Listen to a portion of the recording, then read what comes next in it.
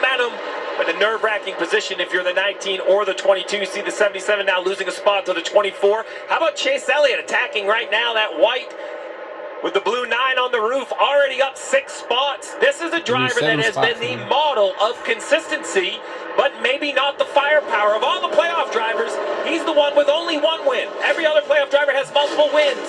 Chase knows that it's time to be better than average, better than middle of the pack or middle of the top 10. He's got to look for those wins. Starting 37th and has made up 6 positions. Let's find the 12. The reigning series champion in that Menards Ford for Team Penske. Here he is, Ryan Blaney. This is a deep breath sort of start for the 12 car. The weekend didn't go good. Flat tire, backup car. We heard him in pre-race. Focus for focus. A little bit tight. He always makes me laugh. He's frustrated because they're blocking. That's what they do all the way through the field, right, Jeff? I mean, they were... The NASCAR playoff continue at Miami on NBC. That's the guy that did the voice of the Navy SEALs. Lap 33, green flag pit stops. Joey Logano already done with his service, and he was too free to charge. 4 tires and fuel, Kim. Kyle Larson finishes up his stop. He did make a chassis adjustment, said too tight to take off. 4 tires, no go fuel, Marty. William Byron made no progress, Ken, and has his hands full with the handling. So the car is a little bit too tight. He can't feel the fronts, but also the rears are slipping as well. Fairly significant adjustments here for the 24. 6, and here comes Tyler Reddick as well.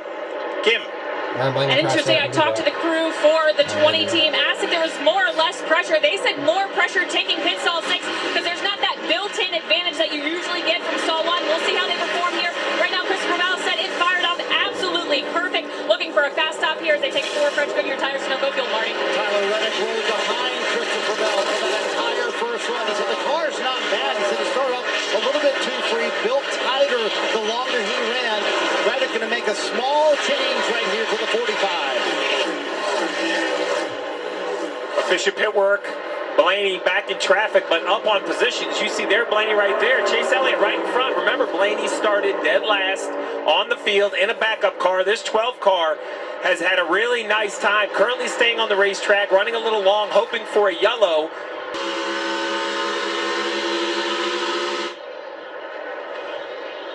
And does so.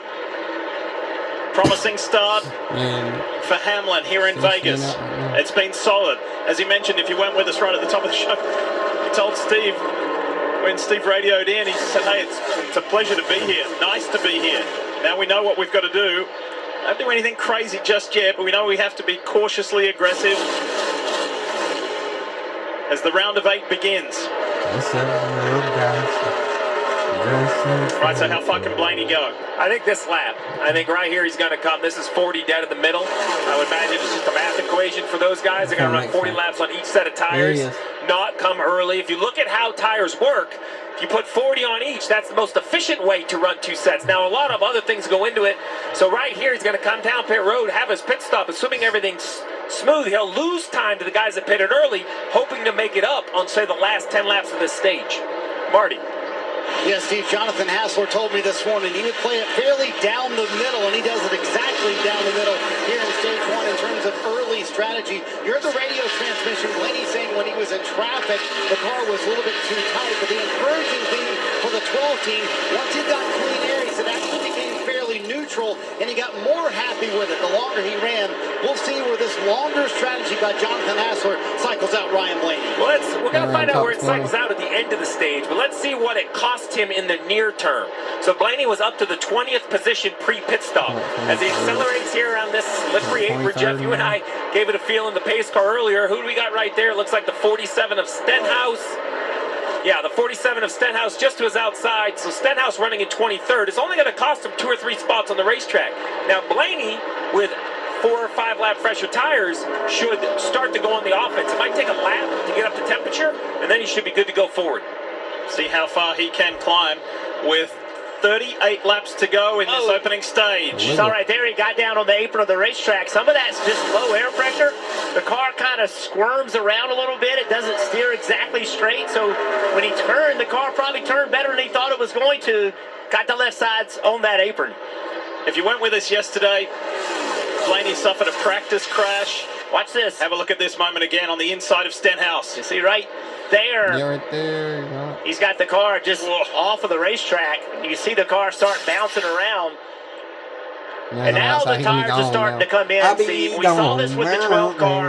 Actually, all the Penske's, we saw this in practice. They could not take off with great pace. But the 5th, 7th, 8th lap of a run is when they started to show real speed. So the 20th, Christopher Bell into turn 3 right now. Blaney off turn 4.